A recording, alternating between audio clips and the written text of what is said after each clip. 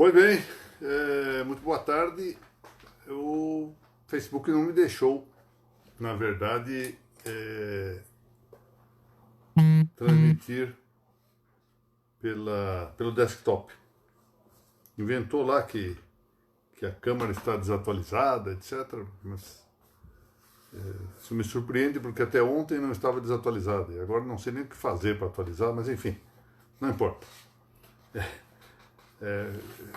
Queria só que me sinalizassem se estão me ouvindo bem, só para eu saber. Bom, nós estamos aqui nessas nossas reuniões às terças e quintas-feiras, cuidando do tema geral da propedêutica jurídica.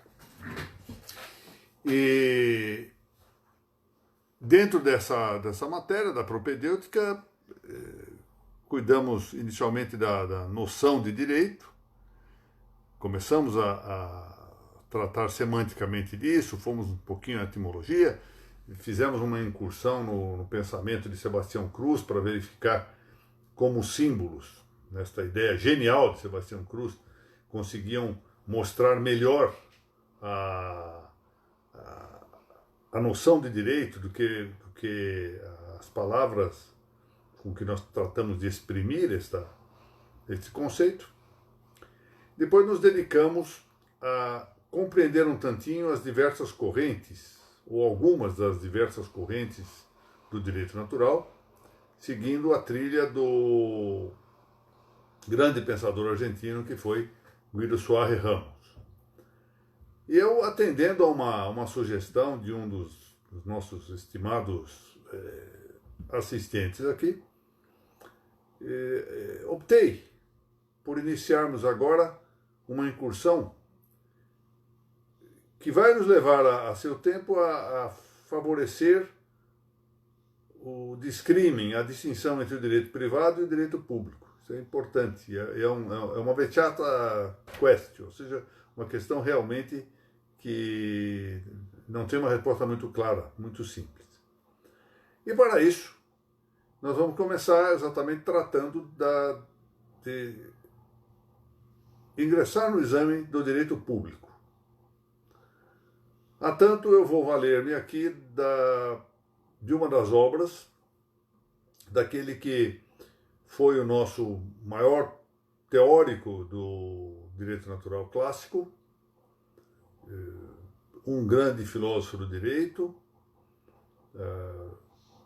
catedrático que foi de teoria do Estado na universidade que foi, a seu tempo, a Católica de São Paulo, professor de várias universidades, acadêmico da Real de Jurisprudência de Madrid, com vários e vários livros publicados no exterior e também aqui no Brasil. Aliás, como eu disse na nossa exposição passada, esse nosso autor tem mais fama, e justíssima fama, no exterior do que no Brasil.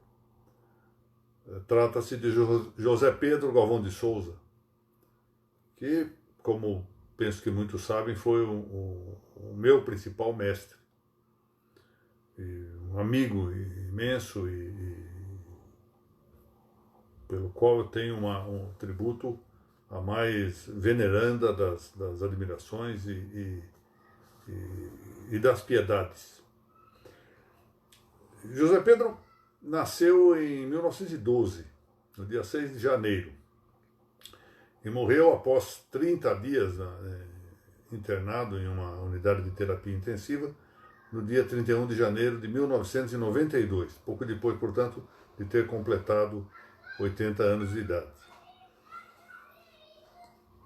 Foi, como eu disse, professor da Faculdade de Direito da Universidade Católica de São Paulo, ali foi catedrático de Teoria do Estado, mas não foi lá que eu o conheci. Eu, na verdade, fui aluno dele na Faculdade de Jornalismo Casper Libero. Na Faculdade de Direito, eu fui aluno de um dos grandes discípulos de José Pedro, meu grande amigo, o professor Clóvis Lema Garcia, que é o atual presidente do Centro de Estudos de Direito Natural José Pedro Galvão de Souza. Este centro foi criado aqui em São Paulo, ele possui participantes tanto brasileiros quanto estrangeiros, foi criado ao tempo da vida ainda de José Pedro. Chamava-se então Centro de Estudos de Direito Natural. Com a morte de José Pedro, e por sugestão de alguns de seus discípulos e amigos, entre eles o grande desembargador, saudoso desembargador Italo Galli, o centro passou a designar-se Centro de Estudos de Direito Natural José Pedro Galvão de Souza. Muito bem, nós vamos para excursionar um pouco, né, no nosso tema da propedêutica jurídica, versar aqui os textos muito claros desta obra de José Pedro, chamada Iniciação à Teoria do Estado. Vou ver se eu consigo mostrar aqui. Tem? Muito bem. Foi o livro que também me serviu de guia lá ao tempo da Faculdade de Direito, isso no final da década de 60, quando eu cursei a Faculdade de Direito. E é um livro que possui uma clareza expositiva notável. Aliás, José Pedro tinha essa característica, era muito claro, não só no modo de falar, quanto na sua escrita. Tinha uma claridade extraordinária. Então vale a pena, vão verificar que às vezes essa claridade é confundida e muito mal com trivialidade. José Pedro tinha uma biblioteca, eu vou usar a expressão exata, pasmosa. Realmente uma biblioteca extraordinária. Basta dizer que parte da minha biblioteca, uma parte considerável da minha biblioteca, é herança de José Pedro. A viúva do Dr. José Pedro, a dona Alexandra, doou parte da biblioteca para mim e vendeu uma outra parte, que compõe aqui cerca de, quero crer, de 7 a 10 mil livros que eu acabei adquirindo dessa biblioteca de José Pedro. Isso é uma parte só da biblioteca. Ele tinha, além dos livros da casa da Rua Varé, aqui no bairro do Pacaembu, em São Paulo, uma casa na cidade aqui da Grande São Paulo, que é Cotia, chamada Vila Santa Clara, essa casa, onde estava a maior parte da biblioteca dele. Ocupava a casa inteira a biblioteca. Então, não se imagine, pois, que a linguagem clara, o estilo muito transparente, cristalino da escrita de José Pedro, signifique falta de profundidade. Ao contrário, provavelmente significa grande profundidade. Alguém que estava muito à vontade com o ambiente de profundidade que frequentava. Antes de iniciar, pois, o tema de hoje, que vai versar sobre o primeiro capítulo desse livro, se chama A Sociedade e as Sociedades. Eu quero agradecer muitíssimo a Noreg do Paraná, o que faço na pessoa da sua presidente, a doutora Mônica Dalla Vecchia, tabeliano Boqueirão, pelo apoio publicitário que concede a estas nossas reuniões. Ela divulga muitíssimo, banner muito bem elaborado sob a vigilância da doutora Mariana Herrera, e eu agradeço muitíssimo que faça essa divulgação. Muito bem. A sociedade e as sociedades, diz aqui José Pedro, na página inaugural do seu Iniciação à Teoria do Estado. Esse é um livro publicado em 1967 pela editora José Buchatsky. Essa editora José Buchatsky tinha a sua livraria, a livraria o rez-de-chaussée, no solo, bem atrás da Faculdade de Direito do Largo São Francisco. Para quem conhece São Paulo, ali na Decidona da Rua Riachuelo. Ali estava ao solo a livraria do editor José Buchatsky, que foi quem editou esse livro do Dr. José Pedro. E o tema da sociedade e as sociedades é um tema interessante que frequenta boa parte da obra de José Pedro. Ele tem um opúsculo que é realmente encantador, chamado Conceito e Natureza da Sociedade Política. E num outro livro chamado Política e Teoria do Estado, ele volta a tratar dessa matéria, da sociedade e das sociedades, apoiando-se, de resto, em uma passagem interessantíssima de um dos maiores filósofos brasileiros, também aqui do estado de São Paulo, Geraldo Barbuí. Para quem conhece o Vitor Barbuí é famoso nas redes sociais e um grande aluno da Faculdade de Direito da USP, onde parece que está fazendo ainda doutorado. O Vitor é neto do professor Geraldo Barbuí. Mas aqui vamos, então, seguir os traços deste capítulo, que é mais conciso do que os outros tratamentos de José Pedro a respeito do assunto. Conceito de sociedade. Como ele conceitua a sociedade? Temos essa ideia bem presente. Isso é uma caricatura, mas ajuda muito a pensar. Se alguém me pede para definir uma casa, provavelmente eu não direi que é um conjunto de tijolos. Provavelmente, se eu tiver que definir uma casa para uma pessoa que não tem ideia do que seja uma casa, e que ainda que seja um conceito explicativo, eu vou dizer, olha, a casa é um lugar que, bem, verdade, tem tijolos. Há tijolos nela sim, mas esses tijolos são bem organizados, são ordenados a um baldrame, a fundações, pilares, a vigas. A divisão interna desta casa comporta alguns compartimentos. Nós temos no Brasil o vigor chamado conceito segmentário, não o conceito aberto, que é comum hoje em alguns países como os Estados Unidos, o Canadá, etc. É assim. Procuro dar uma explicação do que é casa. A mesma coisa nós devemos pensar em relação à sociedade política. Os autores iluministas fixaram-se demasiadamente na ideia. Hoje nós estamos com o iluminismo de volta, né? Quem prega a volta do iluminismo. Mas pregam a ideia da sociedade como um conjunto de indivíduos. Conjunto de indivíduos. Não é assim. Na verdade, a sociedade possui uma natureza tal que ela pode ser definida em rigor como uma sociedade de sociedades. Ou seja, a sociedade política é uma sociedade de outras sociedades. Mas vejamos aqui a definição que nos dá, e depois a explicação de José Pedro a respeito do assunto. Tem-se definido, diz ele, a sociedade como união moral e estável de homens que buscam um fim comum sob a direção de uma autoridade. Então, notem bem. União moral, vamos ver depois o que é uma união moral, estável de homens que buscam um fim comum, sob a direção de uma autoridade. Então ele destaca, na sequência, 3 elementos dessa definição. União de homens, fim comum e autoridade. União de homens, fim comum e autoridade. Então vamos examinar um a um esses elementos. Diz ele, união de homens, e avança essa ideia. Somente os seres inteligentes são aptos para viver em sociedade. E prossegue. Animais há, como as abelhas, as formigas ou os castores, que vivem gregariamente, sem constituir uma verdadeira sociedade, pois a sua união resulta de um impulso instintivo e cego, ao passo que a vida social, num sentido estrito, requer cooperação consciente e livre. Aqui está a distinção. Nós temos, na verdade, 2 aspectos a destacar.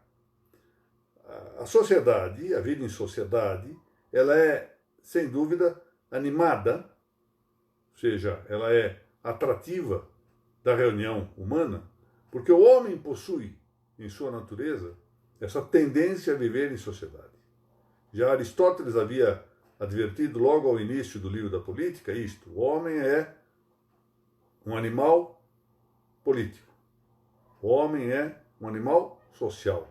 Zoon politikon, ou seja, o homem tem uma tendência para viver em sociedade. E se nós formos examinar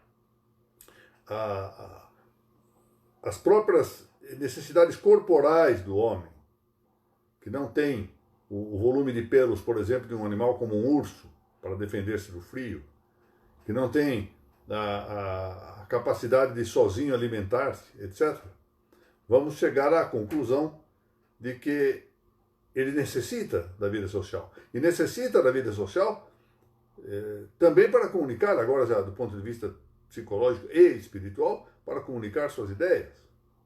O homem, portanto, vive em sociedade por uma inclinação de sua natureza. Mas, e esse é o ponto que o distingue dos animais gregários, como os castores, as formigas, as térmitas, as abelhas, etc., porque o homem tem essa união com uma natureza moral. Quer dizer, é a sua vontade consciente, iluminada pela razão, que faz com que o homem busque viver em sociedade. Ele necessita dessa vida social, percebe-o claramente, a sua inteligência, a sua vontade, portanto, se dirige a viver em sociedade. Há, pois, uma causa remota da vida em sociedade, que é a natureza do homem. O homem naturalmente tende a viver em sociedade, como há também uma inclinação particular, que é o fato de que o homem, por sua vontade, se dirige a viver em comunidade. Notem, de um lado, que essa inclinação da natureza responde a um conjunto de circunstâncias, de características do homem, desde o ponto de vista espiritual e intelectual, como eu disse, passando pelas necessidades físicas, por exemplo, de alimentação, de vestimento, e até de preservação e difusão, expansão da espécie, ou seja, tem para fins de geração. Todo esse conjunto de seres humanos que vivem em sociedade supõe esse vínculo de natureza moral. Mas supõe também, esse é o tema, uma certa estabilidade, ou seja, uma certa permanência no tempo. Não é qualquer coisa, qualquer conjunto, qualquer agregação humana que nós chamaremos de sociedade. José Pedro distingue muito bem, de um lado, a sociedade, de outro lado, o ajuntamento instável, o ajuntamento temporário, transitório. Diz ele o seguinte: o conceito de sociedade, aspas, não se aplica, por exemplo, a diversos homens reunidos num trem, a uma aglomeração numa praça pública, a um grupo assistindo a uma competição esportiva. E diz ele, concluindo muito bem, para haver sociedade é preciso que a união tenha certa duração no tempo, seja estável. Não há sociedade, verdadeiramente, sem estabilidade, sem alguma permanência temporal. Segundo elemento, depois de indicada o fato de que é uma união de homens, o segundo elemento que José Pedro destaca para o conceito da sociedade, que podemos antecipar, chamemos-la assim, sociedade política, é o fim comum. Nada há, de fato, na natureza que seja destituída de uma finalidade. Os homens também a têm. Eu hoje ainda indicava uma estimada amiga, insistia muito na leitura de um livro, que também deixo aqui indicado a todos que me assistem aqui, porque vale muito a pena, de um grande psicólogo chamado Martin Echavarria. Martin Echavarria. E esse autor justamente chama a atenção que a origem da grande maioria das patologias ditas de natureza psicológica, psíquica, como quer que se chame isto, que uma grande maioria é resultante de uma coisa chamada perda do sentido da vida. Nós perdemos o sentido da finalidade. Perdemos a ideia do fim a que nos dirigimos. E em razão disso nós procuramos fantasias, dispersões, divagações, etc., porque já não temos a noção, a consciência dessa finalidade. Isso é que provoca neuroses, etc. Bom, e aqui nós temos também que a sociedade se constitui, como todas as coisas que há, em vista de um fim. Ou seja, é um fim, por outro lado, que não é um fim individual, mas é um fim pessoal. O fim comum da sociedade, ou das sociedades em que nós nos encontremos, é tão pessoal para cada um de nós quanto o nosso fim individual. Diz respeito à minha pessoa, sim. O bem comum da nação brasileira é tão pessoal meu quanto o meu bem comum familiar, ou quanto o meu bem individual. Diz ele, tal união, refere à sociedade, a união moral, que ele acaba de mencionar, e é estável, vem a constituir-se para a consecução de uma finalidade comum a todos. Nisto está a razão de ser da sociedade, pois o homem por si só não pode alcançar tudo o que precisa da vida, e os objetivos mais importantes da vida social devem beneficiar a todos. Olha que coisa notável e claríssima, não é? Nós nos constituímos em sociedade para podermos atender às necessidades da vida que não conseguimos de maneira individual. Terceiro elemento, a autoridade. Sabemos que quando várias pessoas se reúnem para um determinado escopo, há frequentemente divergências no tocante à escolha dos meios tendentes a realizar o desígnio de todos. É isso mesmo. Eis porque numa coletividade a cooperação só se torna efetiva quando alguém pode decidir e suas decisões são acatadas pelos demais. Aí está o papel da autoridade, fazendo convergir a atuação de todos para o bem geral. Aí está a razão de ser realmente da autoridade. Porque se nós, ainda que nós pudéssemos supor, esse exemplo é de Clóvis Lema Garcia, me pareceu muito feliz nesse exemplo. Ainda que nós pudéssemos supor que os homens fossem todos angelicais, refiro-me a anjos bons e ange maudits, anjos malditos, mas eu refiro-me aos angelicais, por assim dizer, do bem. Ainda que os homens fossem todos anjos do bem, ainda nesse caso seria necessária uma autoridade para coordenar os esforços, para que não houvesse variedade discrepante e oposta dos meios para atingir um fim. Esse é o papel da autoridade. O papel da autoridade é cuidar dos meios. A autoridade não define propriamente fins. Fim comum não é algo que vai ser decidido pela autoridade. Sim, ele decide os meios, suposto que assim o decida razoável e prudentemente para atingir o bem comum. Esse tema é um tema, nesse momento, muito interessante, porque tem-se a impressão, até mesmo, queria dizer assim, nos ambientes cristãos, que o pecado de sedição e os chamados peccata linguae, os pecados da língua, hoje saíram de moda. Tamanha é a profusão de injúrias, calúnias, difamações, etc., e as chamadas as rebeliões contra as autoridades, especialmente contra a autoridade maior de um país que foi, ou dos países, não só do Brasil, estou falando de todos os países, indicadas segundo os cânones regulares, seja o cânon das eleições, seja o cânon das monarquias hereditárias, mas enfim. Essas autoridades, de princípio, e posto a salvo aqui o caso da caracterização muito complexa e muito detida do chamado de direito de resistência e revolução, essas autoridades têm que ser obedecidas sob pena de pecado de sedição. Bom, assim mostramos a importância da autoridade, que não é para nada, por outro lado, um instrumento para suprimir as liberdades concretas e históricas. É sim para coordenar essas liberdades. Trata em seguida José Pedro das diferentes sociedades no âmbito também da sociedade política. Diz ele que desde a família, que é a primeira e a mais natural das sociedades, encontramos toda uma sequela de organizações por meio das quais se manifesta a sociabilidade humana. Esse é o ponto interessante. A natureza política ou social do homem, a sociabilidade humana, não leva a que o homem se esgote numa sociedade imensa, na sociedade política, senão que essa natureza exige a participação em várias sociedades, em vários corpos sociais.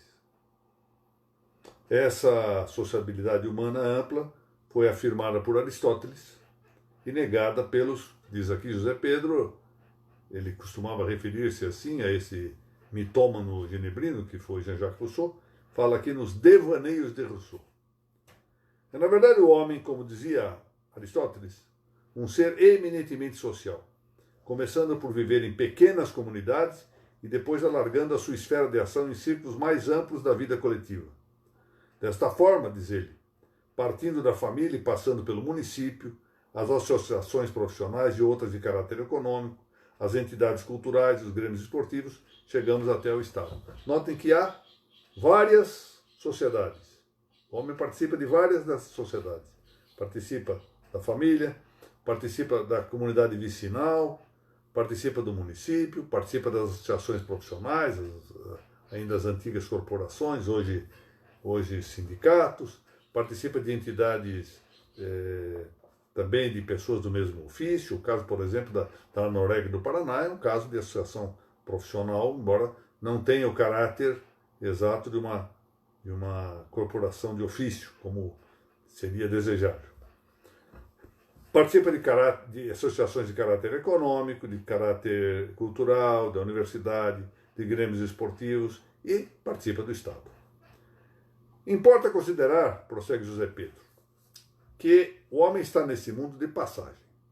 Note-se que José Pedro escreve esse livro na condição de professor catedrático de teoria do Estado de uma universidade que então se designava e ainda se designa a Universidade Católica de São Paulo. E, portanto,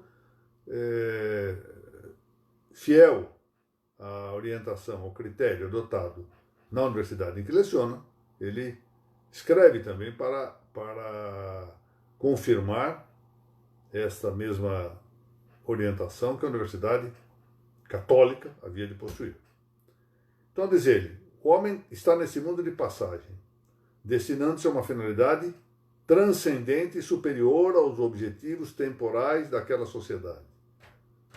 Ele é, prossegue José Pedro, um viandante na terra, criado para amar e servir a Deus, e devendo preparar-se na vida terrena para ganhar a eterna bem-aventurança. Os meios para encontrar a salvação, para alcançar a salvação, ele os encontra numa sociedade que estabelece um laço entre o céu e a terra, a igreja. Como sabem, além da saúde corporal, existe outra saúde, que é a saúde espiritual. Como existe também a saúde psicológica, um traço intermédio entre a espiritual e a corporal, muitas vezes. E essa saúde espiritual é alimentada por algumas práticas, algumas que têm natureza individual, por exemplo, as orações que nós podemos fazer, por exemplo, em nossa própria casa, no trajeto para o trabalho, onde quer que nós estejamos, mas que também possui uma dimensão comunitária indispensável.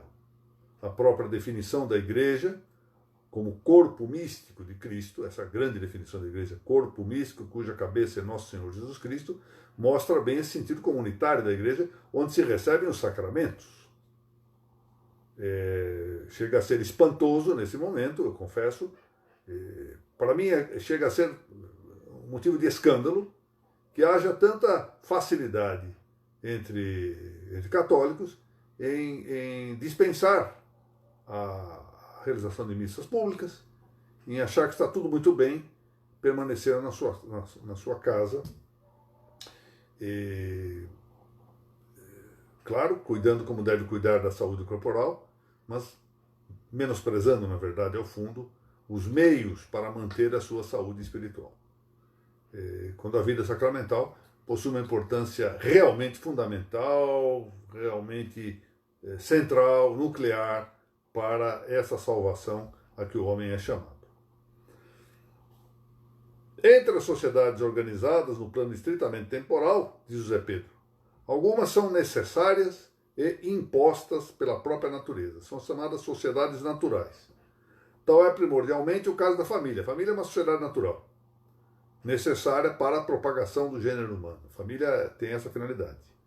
Ela se constitui, claro, secundariamente para atender ao interesse dos cônjuges, mas primordialmente para a geração e educação da prole, ou seja, para a propagação do gênero humano e para a educação da prole. Essa é a finalidade principalíssima da família. Ora, as diversas famílias devem, por sua vez, viver reunidas numa sociedade de âmbito maior, que as proteja e, quando preciso, as ajude. Diz José Pedro, esta é a sociedade política, desde a sua constituição em forma de tribos até a sua constituição na forma de nações modernas. Ou seja, as famílias se reúnem para prestar-se mútuo auxílio. Com a multiplicação dos povos e de suas relações mútuas, diz José Pedro, na complexidade crescente da civilização, surge a comunidade das nações, que é outra sociedade natural. Então nós temos aqui, como sociedades naturais, a família, a sociedade política, em qualquer das suas formas, e a comunidade das nações, que reúne as diversas sociedades políticas, na verdade, em nossos tempos, as diversas comunidades ou estados nacionais. Outras sociedades não são naturais, ou seja, não são ditadas pela natureza das coisas, mas são meramente voluntárias. E os homens, então, são livres de pertencer ou não a elas, diz José Pedro. Podemos fundá-las, podemos dissolvê-las. São as sociedades comerciais, as agremiações literárias, os clubes recreativos, etc. Prossegue ele, então, tratando agora da sociedade política. Diz ele, fixemos-nos especialmente na sociedade política. É essa uma sociedade global, cujo aparecimento ocorre depois de várias outras sociedades menores já se terem constituído e cuja razão de ser está em manter a ordem, a segurança e a paz nesse conjunto de agrupamentos, suprindo-lhes as deficiências quando for o caso. Suprir-lhes as deficiências quando for o caso. Aqui já está a primeira enunciação que nós vemos nesta obra de algo que vai adiante surgir, que é a subsidiariedade. Uma frase conhecida, atribuída a Luigi Taparelli d'Azeglio, que era um autor muito citado por José Pedro. O Estado, atribui-se isso a Taparelli d'Azeglio, o Estado não deve fazer, nem deixar de fazer, deve ajudar a fazer.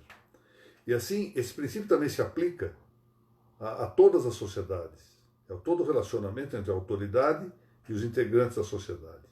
Um pai de família, não deve fazer nem deixar de fazer aquilo que seus filhos estejam fazendo, mas deve ajudá-los a fazer.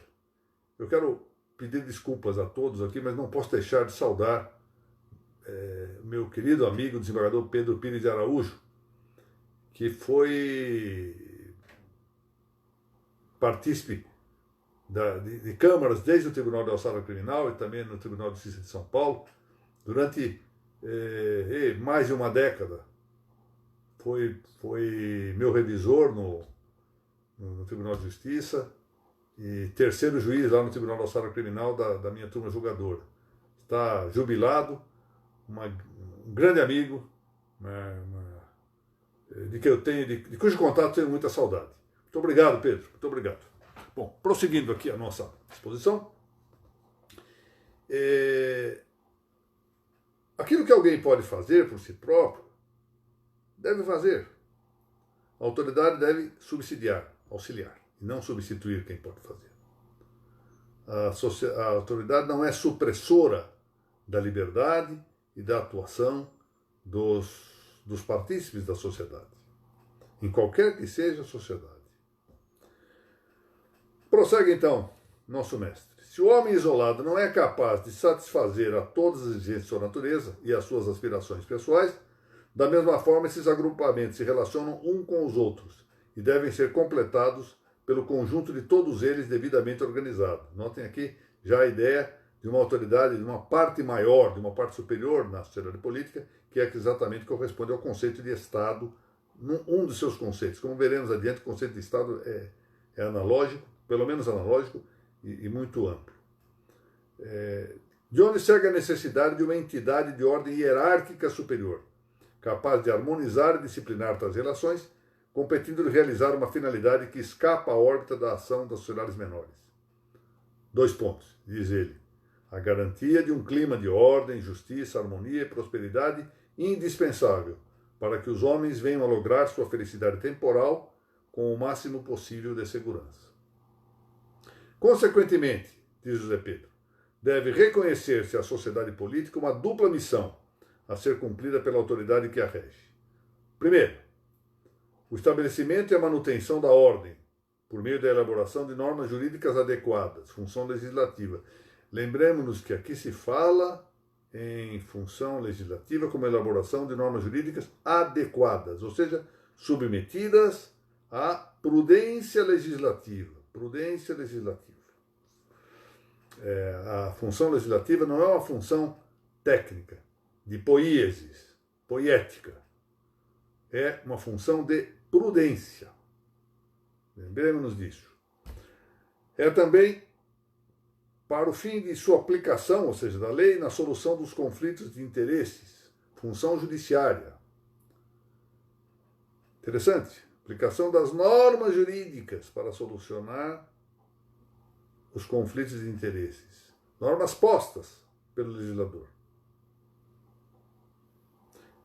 Terceiro, para vigilância e prevenção, visando a evitar a afronta das leis, crime e a perturbação da paz pública. Essa é a função policial. Bem como a defesa do território e da sociedade contra a agressão externa, função militar. Aí está, portanto, 4 funções importantes para o Estado: legislativa, judiciária, policial, militar. E, na sequência, o incremento da prosperidade pública mediante subsídios fornecidos aos indivíduos e aos grupos na tarefa que a estes incumbe direta e imediatamente de procurar os bens que necessitam. Notem aqui já a referência explícita à ideia de subsídio, ou seja, de auxílio. De auxílio quando os indivíduos e os grupos não possam, por si próprios, a eles, isso é incumbência direta e imediata, procurar os bens que necessitam. E aí conclui esse tema Dr. José Pedro. Note-se bem a diferença entre as duas modalidades de ação social aí assinaladas. A primeira é a garantia da ordem jurídica, que compreende uma série de funções que cabem principalmente à sociedade política, isto é, ao órgão encarregado de organizá-la e dirigi-la. Assim, só o Estado pode ditar leis de ordem geral, manter serviços policiais, possuir forças armadas e arrecadar impostos ou tributos, para acudir às despesas em que tudo isso implica. E quanto à segunda ação, trata-se aqui de uma ação complementar e supletiva, novamente a ideia de subsidiariedade, exercida pelo poder público em nome da sociedade, para coadjuvar os particulares ou atender a relevantes interesses coletivos. Muito bem, nós vamos parar aqui a exposição. Na semana que vem vamos tratar da estrutura do cenário de política e já do segundo capítulo, semana que vem não, na quinta-feira, que diz respeito às sociedades políticas e à ordem natural. Quem tem o livro? Eu parei aqui na página 13, item 4 da página 13. Eu quero pedir desculpas aí pelo demora em começar a nossa exposição. Fui surpreendido pela recusa do desktop, na verdade, do Facebook, em abrir a página para a transmissão habitual. Felizmente consegui aqui fazê-lo por meio do celular. Espero que tenha sido uma improvisação razoável. Agradeço mais uma vez a todos aqueles que me deram a honra e a alegria de estarem presentes aqui nesta nossa reunião. De modo particular, quero mais uma vez agradecer à Noreg do Estado do Paraná, na pessoa de sua presidente, a tabeliã Mônica Dallavec, pela divulgação desses nossos encontros, que nos ajudam, na verdade, a superar esse momento aqui no estado de São Paulo, de um confinamento que cada vez mais se vê sem nenhuma razão. Mas, enfim, não somos nós que decidimos isto depende de autoridades do Poder Executivo. E, curiosamente, isso parece que depende apenas de decretos. Estou achando muito interessante que, em vez dos parlamentos municipal e estadual elaborarem leis a respeito do assunto para exercitar a competência concorrente prevista na Constituição, isso se esteja fazendo por meio de decretos.